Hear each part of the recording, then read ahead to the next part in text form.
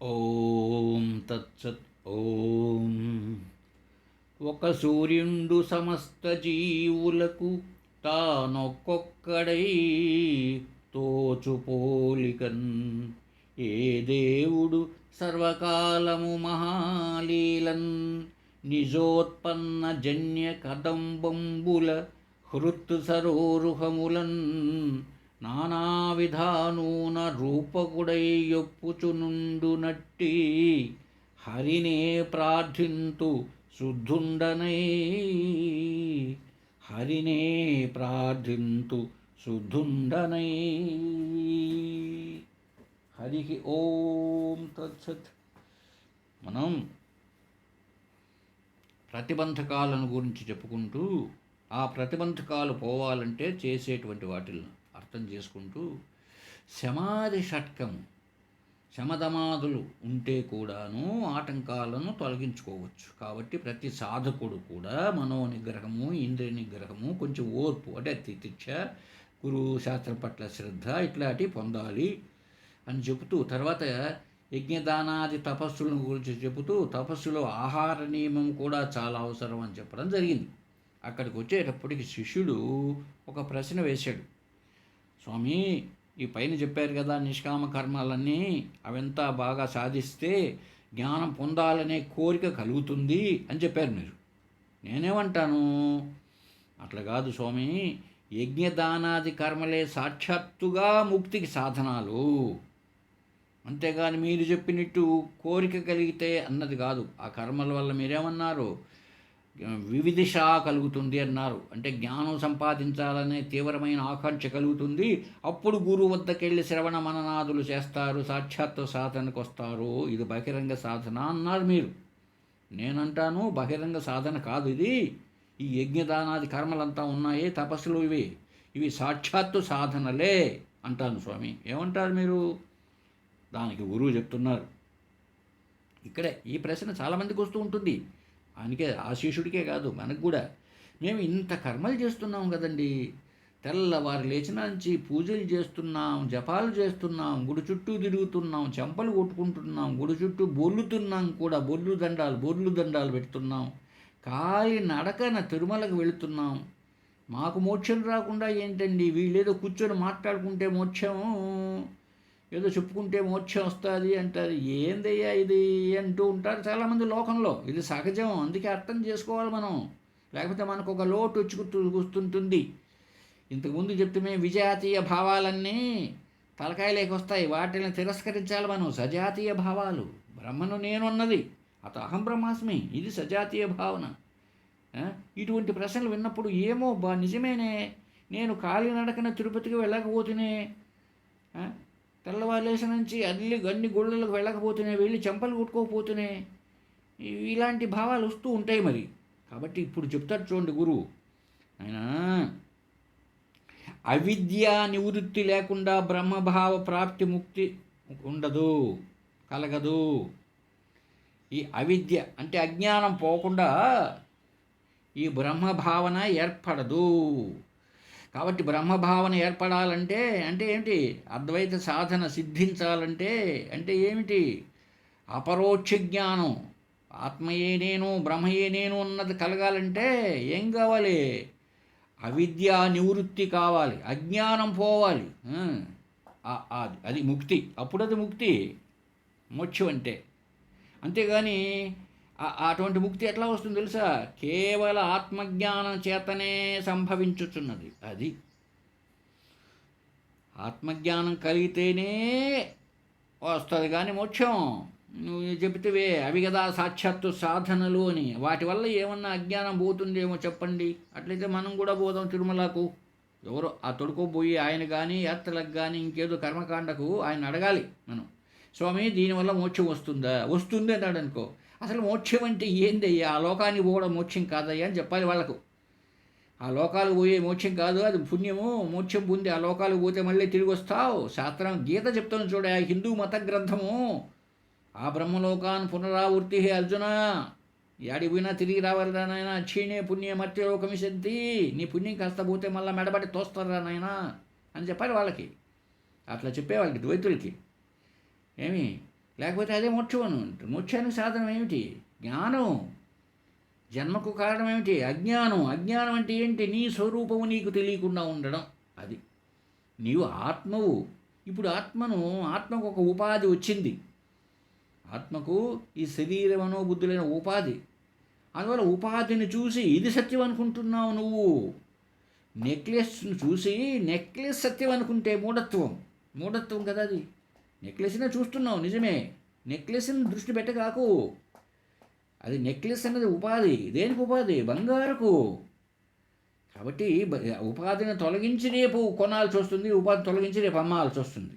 అంతేగాని దాంట్లో దాని సత్యం నెక్లెస్ కాదు కదా, తెలుసు కదా అందరికీ. మరి అలాగే ఆత్మకు ఉపాధి అంటే శరీరం. ఉపాధిని సత్యం అనుకుంటే ఎలాగా? అర్థం చేసుకోవాలి. కావాలి కేవలం ఆత్మజ్ఞానం చేతనే ముక్తి. వేరే పద్ధతి నాన్య పంథ యనాయ విద్యతే. పురుష సూక్తంలో కూడా ఎక్కడో చెప్పుకుంటాం, ఆ విద్య తప్ప జ్ఞానం తప్ప వేరే మార్గం లేదయ్యా అని. కర్మ వల్ల ఆ ముక్తి సంభవించుటలేదు. చూడు, నాకు దృష్టాంతం చెబుతా. సముద్రపు ఒడ్డుకు పోయినావు, అక్కడంతా ఉండేది ముత్యపు చిప్పలు ఉన్నాయి, ఆలు చిప్పలు. అవి చూశాడు మధ్యాహ్నం పూట ఎండలో. చూసేటప్పటికి వాడికి రజత భ్రమ కలిగింది, ఇదంతా వెండేనని. ఇప్పుడు అది నిజంగా వెండి కాదు. ఇప్పుడు అది వెండి కాదు అని తెలుసుకోవాలి. వెండిని సక్కర పెట్టుకొని వచ్చావనుకో, వెండి కాదా. ఈ పని మాలాగా గవలు మాదిరి ఉంటాయి గుత్తి చిప్పలు. ఇప్పుడు ఏం కావాలి? ఆ భ్రమకు పోగొట్టడానికి. ఇది వెండి అయిన భ్రమ కదా, నిజం కాదు. ఈ భ్రమను పోగొట్టడానికి ఏం కావాలి? భ్రమ అది. నిజంగా భ్రాంతిలో పడ్డాడు, అధ్యాసలో చిక్కుకుపోయినాడు వాడికి ఏం కావాలి? ఆ సుక్తి జ్ఞానం కావాలి, ముత్యపు చిప్ప యొక్క జ్ఞానం కావాలి, అంతే. ఎప్పుడైతే ముత్యపు చిప్పగానది అది వెండి కాదు అనాల్సిన అవసరం లేదు. ఇంకా ముత్యపు చిప్ప అది అని తెలిసిందో, ఈ రజత భ్రమ ఉన్నది అజ్ఞానంతో కదా ఏర్పడింది. ఆ అడ్రస్ లేకుండా పోతుంది. ఎప్పుడు పోయింది? ఆ ముత్యపు చిప్ప రూపం యొక్క అధిష్టానం ఉన్నదే, దాని యొక్క జ్ఞానం చేతనే ఈ అజ్ఞానం వల్ల ఏర్పడిన భ్రమ ఉన్నదే, అది కొట్టుకోపోతుంది. ఇంకా వేరే ఉపాయం లేదు. అది విండి. ఇప్పుడు అంతవరకు వద్దు. వాడు పాము అనుకున్నాడు, తాడును చూసి భ్రమపడి తాడును పాము అనుకున్నాడండి రాత్రిపూట. అది తాడు. ఆ తాడును ఏమనుకున్నాడు? సత్యంగా పాము ఉన్నది అనుకున్నాడు. ఇప్పుడు ఆ పామును పోగొట్టడానికి ఒక మంత్రగాడిని తెలుసుకొని వచ్చాడు. ఒక కట్టితో ఆ పాము చంపడానికి ఒక బలమైన వ్యక్తి, మంచి బలమైన కట్టి తీసుకొని ఒకడు వచ్చాడు. ఒకడు గరుడ మంత్రం తెలిసిన, పాము కాటేస్తుందేమో అని గరుడ మంత్రం తెలిసిన పెద్ద ఆయన ఒక ఆయన వచ్చాడు. ఇక మంచి పూజారి వచ్చాడు. విష్ణువును, ఎందుకు విష్ణు వాహనం కదా పాము, కాబట్టి ఆ విష్ణుదేవుని ప్రార్థన చేస్తే పాము పోతుంది అంటూ వచ్చాడు. ఆయన దొడుకొని వచ్చాడు. ఇట్లా 10 మందిని దొడుకొని వచ్చినాడు బాబు ఆ పామును పోగొట్టడానికి. ఇప్పుడు ఈ 10 మంది వశం అవుతుందా అండి పామును పోగొట్టడం? ఆ పామును చంపడం 10 మంది వశం అవుతుందేమో చెప్పండి ఒకసారి. ఎవరు నా గరుడ మంత్రం చెబితే పాము పోతుందా? ఒక కట్టితో 10 కోట్లు కొట్టనేయండి దాన్ని, పాము పోతుందా? విష్ణుదేవుని ఆరాధించమనండి, ఆయన వాహనం కాబట్టి పాము పోతుందేమో పైకి ఎగిరి ఆకాశానికి, వైకుంఠానికి ఏమన్నా. మరి ఎవరి పోతుంది, ఎట్లా పోతుంది తెలుసా? ఒకడెవడో లైట్ ఎత్తుకొని వచ్చాడు, చిన్న లైటు దీపం చూపించాడు అక్కడ. అది తాడు కానీ పాము కాదు. ఇప్పుడు ఈ 10 మంది వల్ల కానిది ఆ దీపం, చిన్న దీపం ఎత్తుకొని వచ్చిన వాడు ఎప్పుడైతే దాని యొక్క నువ్వు ఏదైతే పాము అంటున్నావో దాని అధిష్టానం, దానికి ఆధారమైనది ఏదో ఇంతవరకు నువ్వు భ్రాంతిలో చూసావు బాబు. అయ్యో నేను భ్రాంతి పడ్డానా అంటావు. ఇప్పుడు సరైన జ్ఞానం కలిగితే, అవునా? ఇంకా ఇప్పుడు ఆ పామును పోగొట్టడానికి వేరే ప్రయోజనమే. కర్మ ఏమైనా చేస్తామని చెప్పు కూర్చొని, ఏది నాగరాజ అని ఏమైనా పాలు పోస్తావేమయ్యా? యజ్ఞం చేస్తావా? హోమం చేస్తావా? సత్యమైతే చేయించయ్యా నీ కర్మ. ఇది అర్థం చేసుకోవాలండి కర్మిష్ఠులుగా ఉన్నవాళ్ళు. కర్మను అద్వైతులు ఎందుకు వ్యతిరేకిస్తున్నారు అంటే అది విజాతీయ భావాన్ని పెంచుతుంది. అనవసరంగా మనసులో ఉన్నది సజాతీయం కావాలి మనకు. మన బ్రహ్మస్వరూపమే కాదనడానికి నీకు ఎలాంటి హక్కు లేదు. శృతి యుక్తి అనుభవంతో నిరూపించగలుగుతాడు అద్వైతి. ఊరికి చెప్పడు. ఉపనిషత్తుల ద్వారా సరైన తర్కము ద్వారా నీ అనుభవాన్ని కూడా బేరీజ్ వేసుకొని చెప్తాడయ్యా బాబు. అద్వైతం అంటే ఏదో పుక్కిటి పురాణంలాగా అంతా కాదు కదా. ఇప్పుడు అందుకు ఆ పామును ఏమన్నా చంపగలుగుతాడని చెప్పండి? చంపలేరు మరి. అలాగే అన్యోపాయం లేదు. అలాగే ఇప్పుడు నువ్వెవరో తెలుసా? నువ్వు ఆత్మవే. దీన్ని నిరూపణ చేస్తున్నాడు. నిరూపణ ఇంతవరకు చెప్పుకున్నది అదే మనం. బాలబోధ. బాలురు అంటే అజ్ఞానులకు చేసే బోధ బాబు ఇది. వేదాంత బోధ చేస్తున్నాం మనం. వేదాంత బాలబోధ. బోధ అంటే టీచింగ్ లేదా జ్ఞానము. ఎవరికి? బాలురకు. బాలురు అంటే పిల్లోళ్ళకు కాదు, పాలు తాగే వాళ్ళకి కాదు. అజ్ఞాన దశలో ఉండే వాళ్లకు వేదాంత జ్ఞానాన్ని బోధిస్తున్నాం. అందుకే వేదాంత బాలబోధ. మనం అన్నీ అవే గ్రంథాలు. ఇంతకుముందు వేదాంత బోధ ఒకటి చెప్పాం. వేదాంతం జనరల్గా చెప్పాము, అది వేదాంత బోధ. ఆత్మ సత్యత్వ బోధ ఉన్నది. ఆత్మయేయ అనే జ్ఞానాన్ని అందించే టీచింగ్ చేశాం ఇంతకుముందు. మలయాళ స్వామి బోధ. ఆత్మ విషయంగా మలయాళ స్వామి ఏం బోధించారో, ఆయన బోధ అంటే టీచింగ్ అంటే లేదా జ్ఞానం. ఆయన చెప్పినటువంటి ప్రశ్నోత్తర మాణిక్యమాల అనే గ్రంథం ఉంది వ్యాసాశ్రమంలో. దాంట్లో ఎన్నో టాపిక్స్ ఉన్నాయి. కర్మ, భక్తి, జ్ఞానం. ఆ జ్ఞానం అనే దాంట్లో ఆయన మలయాళ స్వామివారు ఏం బోధించారో దాన్ని ఆధారం చేసుకొని ఎంతో విజ్ఞానాన్ని అందజేయడానికి ప్రయత్నం చేశాం. ఏమండి? కాబట్టి మనదంతా కూడా ఎంత యజ్ఞమో యాగాదుల గురించి కాదు. కాకపోతే ఆ గ్రంథాల్లో చాలా తక్కువగా ఉంటుంది. దాన్ని వేరే వేరే వేరే గ్రంథాల్లో నేను ఆలోచించి విశ్లేషణ, ఎందుకంటే అది అక్కడ ఒక్కొక్కసారి వాళ్ళు విశ్లేషణ చేసి ఉండరన్నమాట వాళ్ళు రచించేటప్పుడు. అప్పుడు పక్కకు వెళ్ళిపోయి చెప్పాల్సి వస్తూ ఉంటుంది. ఆ విషయమేమో అదే. ఇక్కడ చెప్పుకుంటే, ఈ విషయంలో చెప్పుకుంటే ఇక్కడ జ్ఞానం ప్రధానం, కర్మకాండ కాదు అని చెప్తున్నాడు గురువు. కాబట్టి అన్యోపాయం లేదయ్యా. బ్రహ్మాత్మ భావరూపమైన మోక్షం ఉన్నదే, ఇది అనాది. కాబట్టి మోక్షమునకు కర్మచేత సాధ్యత్వము సంభవించుట లేదు. అది ఈ కర్మకాండ అన్నది మోక్షానికి సాధనగా ఉండడం లేదు. కర్మకాండ వల్ల మోక్షము సాక్షాత్తు సాధన కాదు. మరి ఏంటి? బహిరంగ సాధనే. ఈ బహిరంగ సాధనలు చేస్తే ఇది యజ్ఞగా తపస్సుల వలన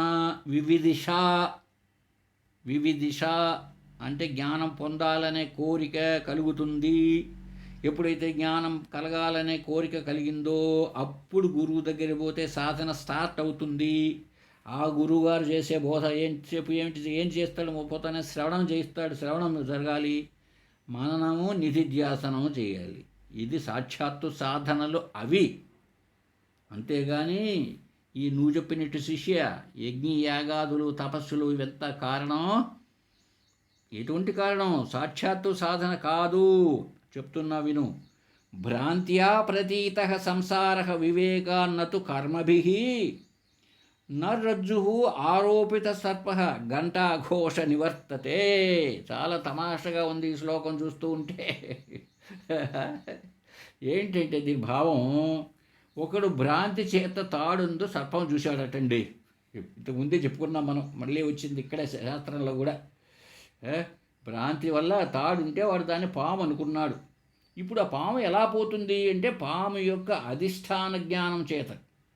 అంటే ప్రతిదానికి ఒక ఆధారం, అధిష్టానం అంటే ఏదో కదా ఒక ఆధారం ఉంటుంది, లేదా అధిష్టానం అంటే అది కనపడడానికి ఒక ఆధారం. ఇప్పుడు ఇక్కడ నేను ఒక కుర్చీలో కూర్చొని ఉన్నా, ఈ కుర్చీకి అధిష్టానం ప్లాస్టిక్. అది అధిష్టానం అంటే ఆధారం. అది ఉంటేనే తయారైంది. అధిష్టానం ఉంటేనే, అంటే ఆధారం ఉంటేనే ఈ తయారవుతుంది. దాన్ని అధిష్టానం. పాము కనపడింది అంటే దానికి అధిష్టానం త్రాడు. ఆ తాడు యొక్క జ్ఞానం వల్ల పాము అన్నది పోయింది. అంతేగాని ఇది కూడా ఎంత బాగా చెప్పాడు. ఘంటాఘోష శ్లోకంలో చూస్తే ఘంటాఘోష నివర్తతే. భలే గంటలు కొట్టినారంటే పెద్ద పెద్ద దేవాలయాల్లో ఉండే గంటలన్నీ తెచ్చే పావును పోగొట్టడానికి, అక్కడి నుంచి పరిగెత్తిచ్చేదానికి, పావును తరిమేదానికోసం దేవాలయాల్లో ఉన్న గంటలను తెచ్చి మోగిచ్చారంట. ఘోష, ఘంటాఘోష. ఆ గంటలంతా కొట్టారంట. ఇక మంత్రాలన్నీ చెప్పారంట పోయేదానికి. ఆ, కాబట్టి పాము నివృత్తి అవుతుందా? కాదు. ఉమ్.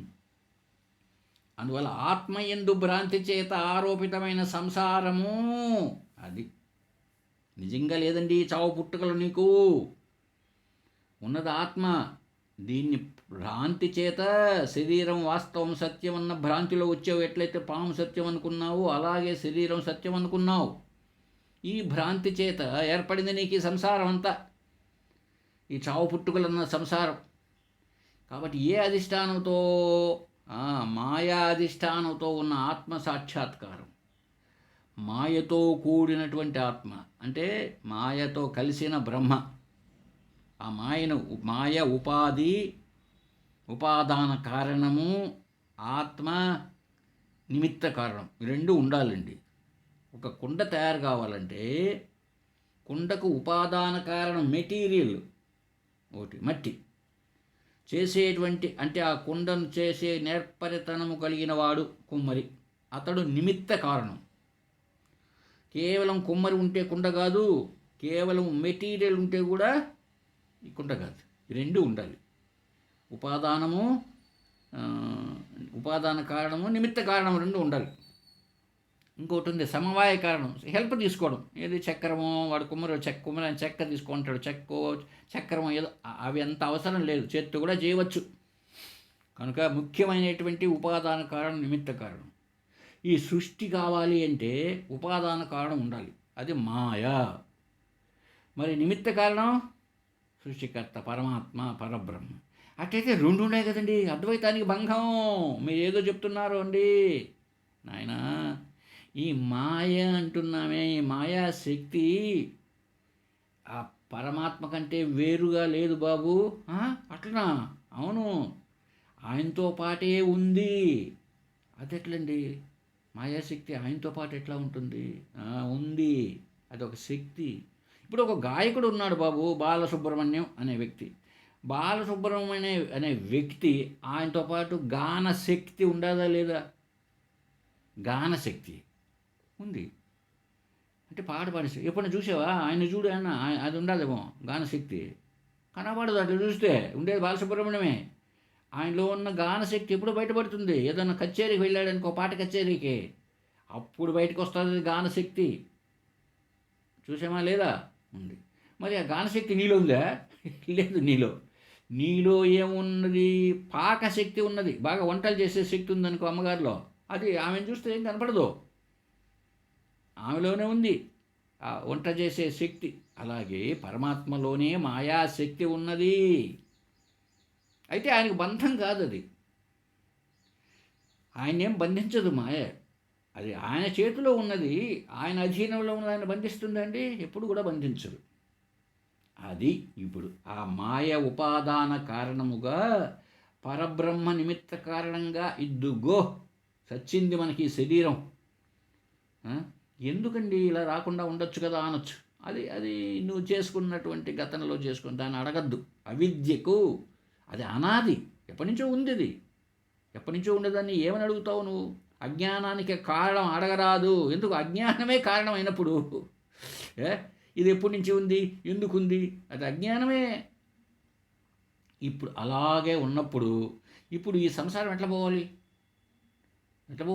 అధిష్టానమైనటువంటి పరమాత్మను లేదా ఆత్మస్వరూపాన్ని ఎప్పుడైతే మనం వివేకము ద్వారా మన బుద్ధి వృత్తిని మనం తయారు చేసుకొని దాన్ని అర్థం చేసుకుంటూ, అధిష్టానాన్ని అర్థం చేసుకుంటూ, ఓహో నేనే కదా అది ఆత్మ, తత్ అహమస్మి, ఆ పరబ్రహ్మ నేనే కదా, అయం ఆత్మ బ్రహ్మ, నేనే కదా బ్రహ్మ, అహం బ్రహ్మాస్మి, అహం నేను బ్రహ్మనే అయి ఉన్నాను, బ్రహ్మయే అహమస్మి, ఆ బ్రహ్మయే నేనై ఉన్నాను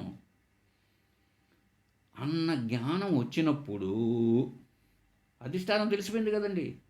ఇప్పుడు ఆరోపితమైన సంసారం నివృత్తి అయింది. ఎట్లా పోవాల్సిందే కానీ కర్మచేత సంసారము నివృత్తమవుటలేదు. గుర్తుపెట్టుకో శిష్య, నువ్వు ఎంత కర్మలు చేసినా అజ్ఞానం.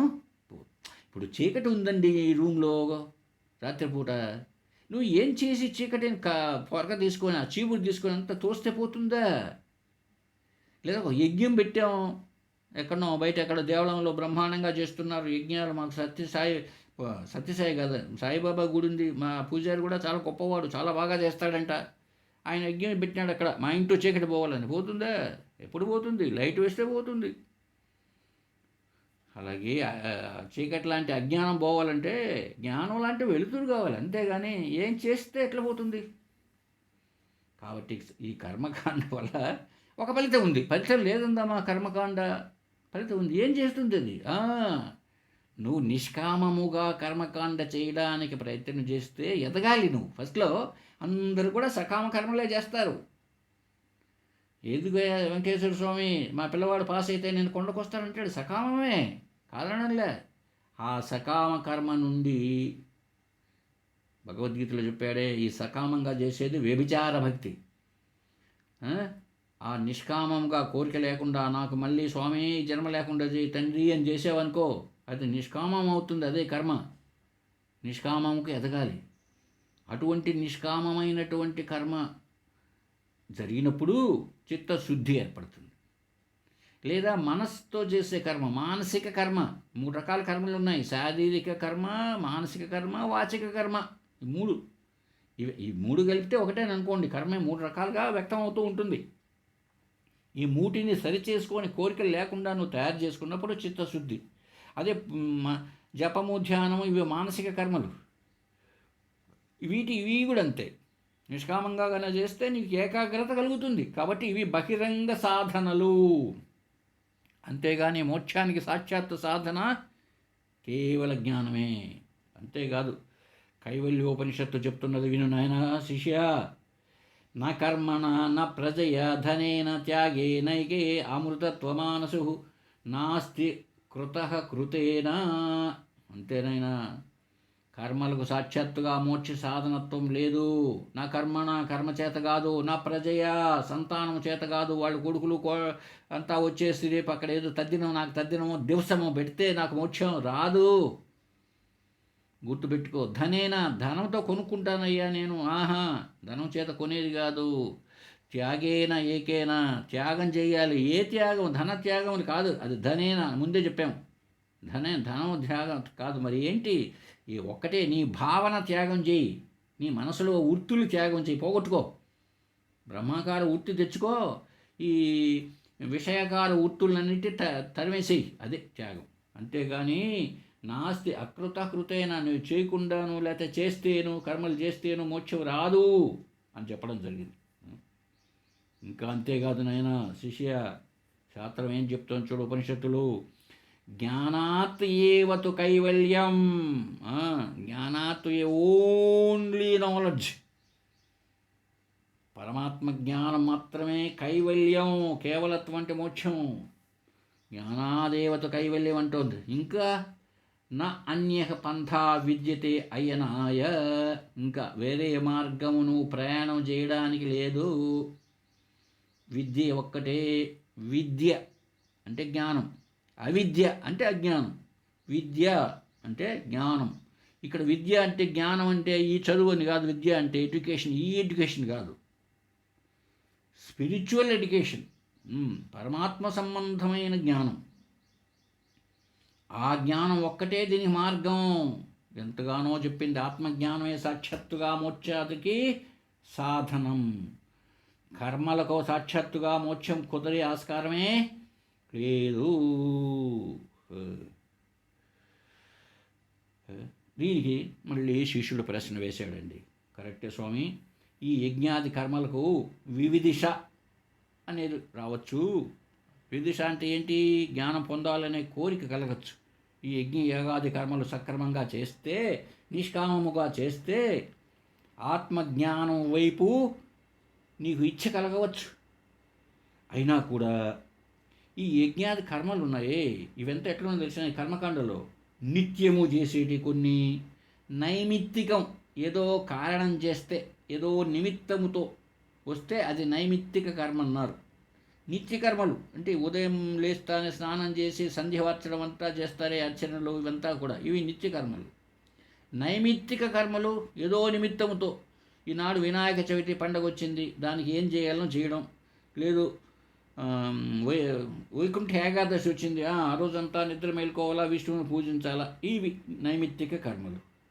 ఇక ప్రాయచిత్త కర్మలు, ఏదో తప్పు జరిగిపోయింది, దానికోసం ఆ తప్పును సరిచేసుకోవడానికి ఏదో పాపకర్మ చేశాం, దాని నుంచి తప్పించుకోవడానికి ఏం చేయాలి, అటువంటి చేయడాన్ని ప్రాయచిత్తం చేసుకోవడం అంటారు. ప్రాయచిత్త కర్మలు ఇవన్నీ ఉన్నాయి కదండి 4 రకాలుగా. నిత్యము, నైమిత్తికము, కామ్యకర్మలు కోరికలతో చేసేటి, ప్రాయచిత్తం, ఈ 4 రకాలుగా ఉన్నాయి. ఈ 4 రకాలైన కర్మలు ఈ వివిధిషకు అంటే జ్ఞానం పొందాలి అనే కోరికకు ఈ 4 కర్మలు కారణాలు అవుతాయా? ఈ నిత్య కర్మలు, నైమిత్తిక కర్మలు, కామ్యకర్మలు, ప్రాయశ్చిత్త కర్మలు, లేక కేవలం నిత్య కర్మమే కారణమవుతుందా అని ప్రశ్న చేశాడు. కర్మలు 4 రకాలు: నిత్య, నైమిత్తిక, కామ్య, ప్రాయశ్చిత్త.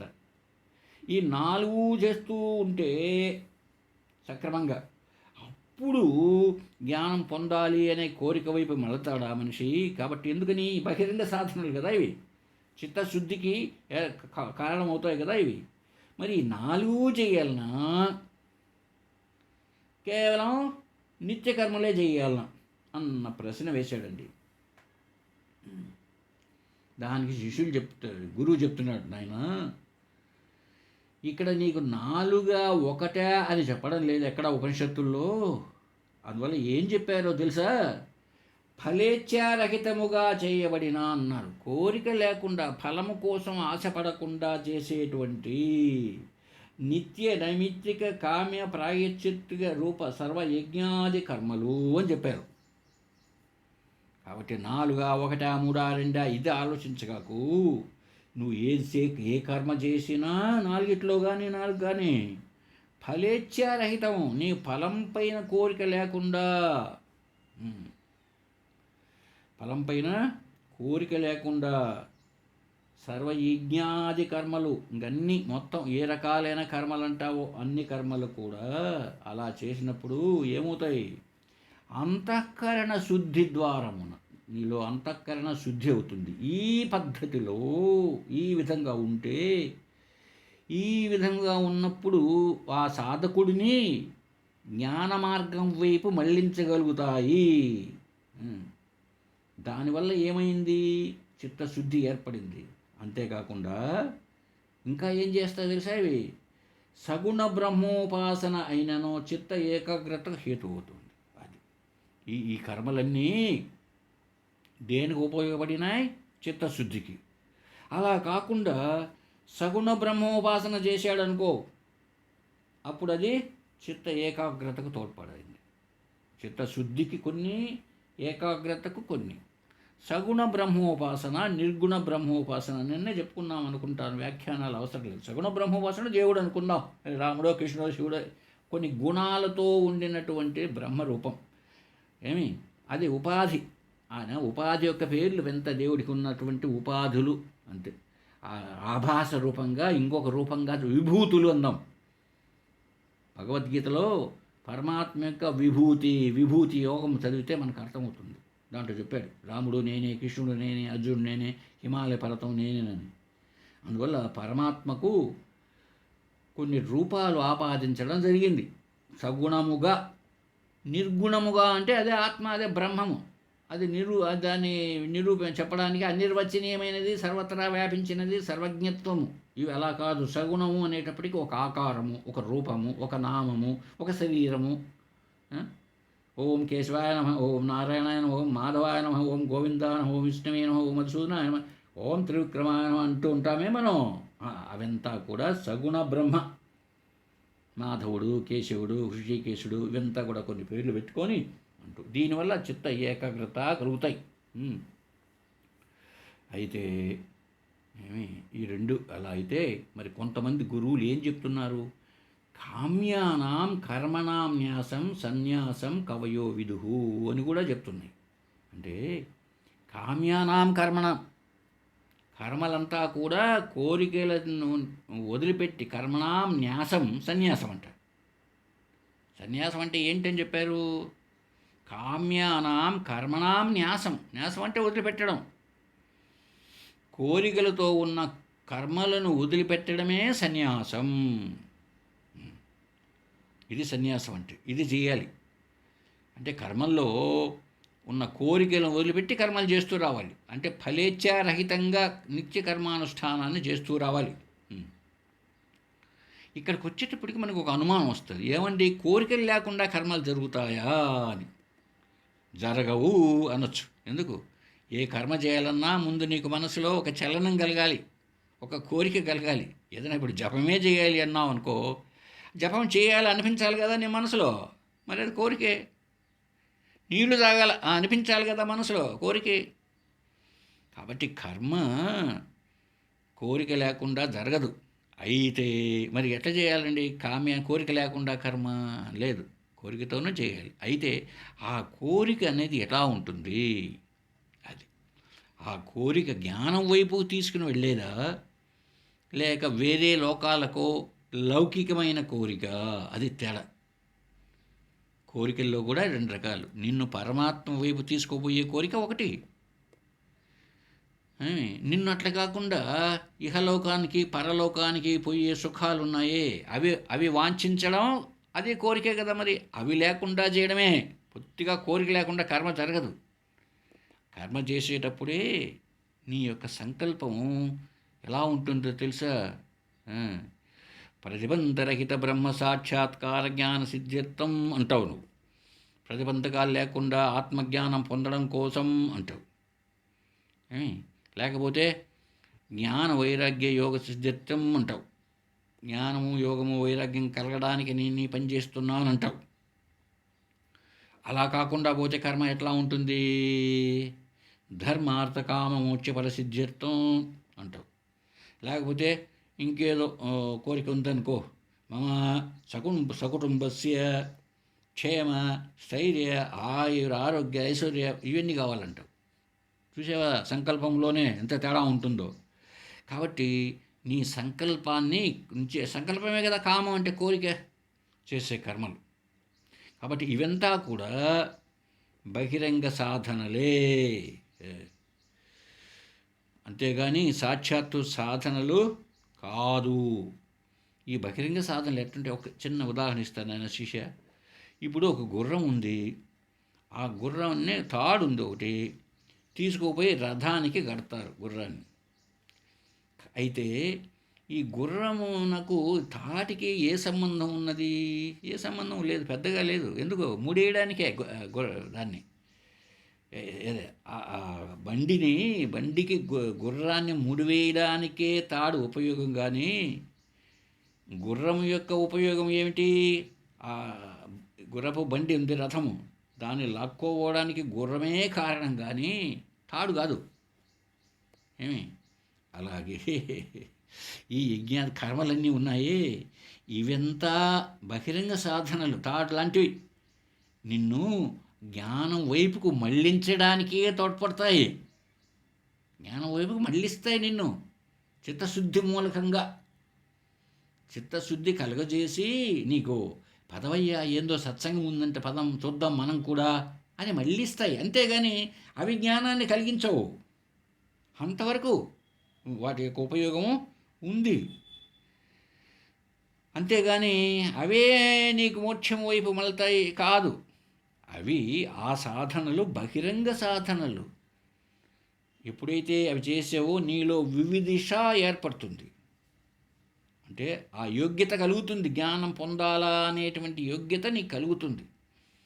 ఎప్పుడైతే కలిగిందో బహిరంగ సాధన వల్ల, ఇప్పుడు కొన్ని ఉన్నాయి. ఆ తర్వాత సాధన చతుష్టయ సంపద వైపు, ఆ తర్వాత సాక్షాత్తు సాధన శ్రవణ మనన నిధిధ్యాసులు. ఇలాంటి అర్హతలు సంపాదించి ఈ బహిరంగ సాధనల వల్ల ఆంతరంగిక సాధనలైనటువంటి శ్రవణ మనన నిధిధ్యాసలు, ఇది జ్ఞానానికి సాక్షాత్తు సాధన. ఎప్పుడైతే వీటిపైకి వెళతావో గురువు నీకు బోధ చేయని తయారవుతాడు అప్పుడు. అందువల్ల ఈ కర్మలంతానైనా శిష్య అర్థం చేసుకో బాగా. చిత్తశుద్ధి ద్వారమున వివిధిష ఉత్పత్తి చేసి బ్రహ్మ విద్యను ఉత్పన్నము చేయుటకే యోగ్యత ఉన్నది.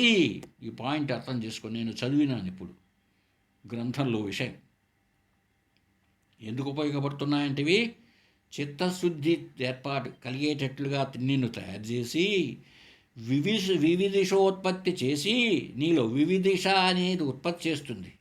వివిధిష అంటే ఆత్మజ్ఞానం పొందాలి అనేటువంటి తీవ్రమైన ఆకాంక్ష, అది వివిధిష యొక్క అర్థం. ఇప్పుడు చిత్తశుద్ధిని కలుగజేసి జ్ఞానాన్ని పొందాలనే కోరిక నీలో కలుగజేసి బ్రహ్మ విద్యను ఉత్పన్నం చేయుటకే.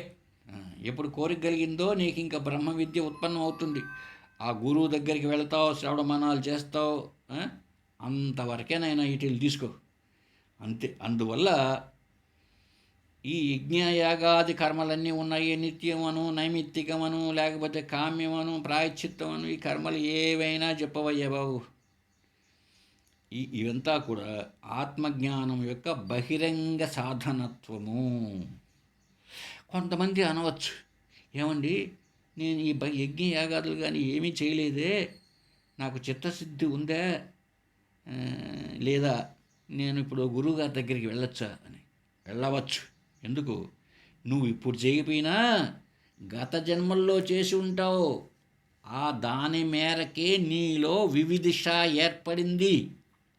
అందరికీ రాదు. నేను స్వామి గురువు దగ్గర పోయి నాకు మంత్రదీక్ష ఇవ్వండి అని అందరూ అనలేరు. అంతో ముందు పూజ, పునస్కారము, దైవభక్తి, ఆచరణ కొంత ఏదో ఉంటుంది. తయారయ్యి చిత్తశుద్ధి కలిగించి ఏకాగ్రత, అప్పుడు వెళ్తాడు గురువుగారి దగ్గరికి.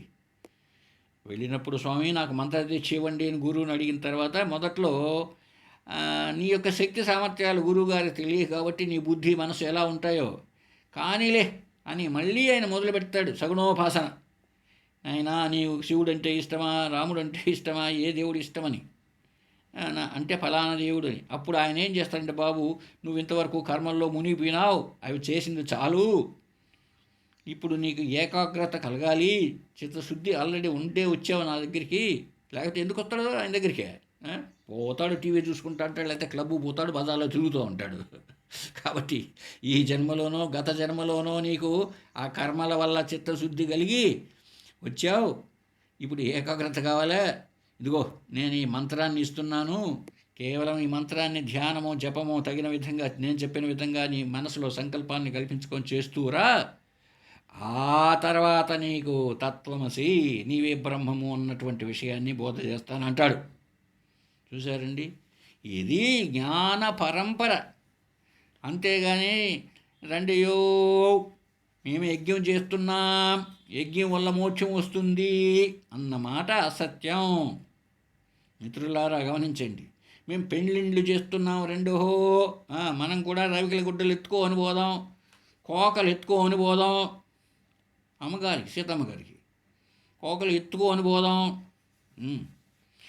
రవికి గుడ్డలు ఎత్తుకోని పోదాం, పెళ్ళి చేస్తానులే అక్కడ. కాబట్టి ఏవేవి ఎంత ప్రాధాన్యత ఇస్తాయో కూడా మనం అర్థం చేసుకోవాలి. ఇంకా చెప్తున్నాడండి, ఈ అంతరంగ సాధనలు బహిరంగ సాధనాల చేత ఏమవుతుందో తెలుసా? మొన్ననే చెప్పుకున్నాం, త్రివిధ ప్రతిబంధకాలు ఉండవచ్చు నీకు. భూతకాలంలో చేసిన ఆటంకాలు, ఫ్యూచర్లో రావాల్సిన నీ ప్లాన్స్ అన్నీ ఇవి ఒక ఆటంకంగా ఉన్నాయి, భావి ప్రతిబంధకాలు. వర్తమాన కాలంలో ఉన్నాయి కొన్ని 4 ప్రతిబంధకాలు, మళ్ళీ వినండి ఆ చాప్టర్లు కావాలంటే. ఆ ప్రతిబంధకాలు 3 రకాలు ఉన్నాయి కదా బాబు, అన్ని రకాల అన్నీ కూడా పోతాయి, తొలగిపోతాయి, తప్పనిసరిగా తొలగిపోతాయి. ఇప్పుడైతే నువ్వు తొలగిపోయినాయో నువ్వు ప్రతిబంధరహితుడైపోయావు. ఇప్పుడు నీలో వివిధిష కలిగింది, జ్ఞానాన్ని పొందాలనే కోరిక ఎప్పుడైతే కలిగిందో ఇప్పుడు శ్రవణ మనన నిధిధ్యాసాలకు తయారయ్యావు. ఎప్పుడైతే తయారయ్యావో నీలో ఎట్లా ఉంది తెలుసా? నీ మనసు ఇప్పుడు సంస్కరించబడిన అద్దం రూపంగా ఉన్నది చిత్తం. ఏ మలినము లేకుండా మంచి అద్దం ఎలా ఉంటుందో అలా ఉంది నీ చిత్తం, నీ మనస్సు శుభ్రంగా ఉంది. అటువంటి శుద్ధ చిత్తముతో విచారింపబడిన, అది మలిన చిత్తంతో కాదు, శుద్ధ చిత్తంతో నువ్వు విచారణకు కూర్చోవాలి. ఇప్పుడు ఏదో చెప్తున్నాం, మంచి విచారణ జరుగుతోంది, అయినా దీన్ని వినగలిగిన వాళ్ళు ఎంతమంది అయ్యా? నిన్న విన్నారని చూస్తే 12 మంది. ఆహా, ఓహో, ఈహీ అనాల్సి వస్తుంది. ఎందుకు? శుద్ధ శుద్ధ మనస్సు అంత బాగా ఉంది మన వాళ్ళల్లో, లోకంలో. లేకపోతే నిజంగా నేను అనుకుంటున్నా, నేను చెప్పేటువంటి విషయం చాలా గొప్పదేనే అని నేను అనుకుంటున్నా. మరి చాలామందికి నచ్చకపోవచ్చు బహుశా. లేకపోతే కేవలం 12 మంది దుంపదేగా అంత సబ్జెక్ట్ నేను హీనంగా చెప్పానా అనిపిస్తుంది నాకు. కేవలం 12 మంది అండి. వ్యూస్ పెరగాలి అసలు. ఇంతవరకు 6 నెలలుగా వస్తుంది, కానీ మరి లోకంలో అమెరికా మొదలుకొని ఆస్ట్రేలియా వరకు వెళుతుందంట యూట్యూబ్.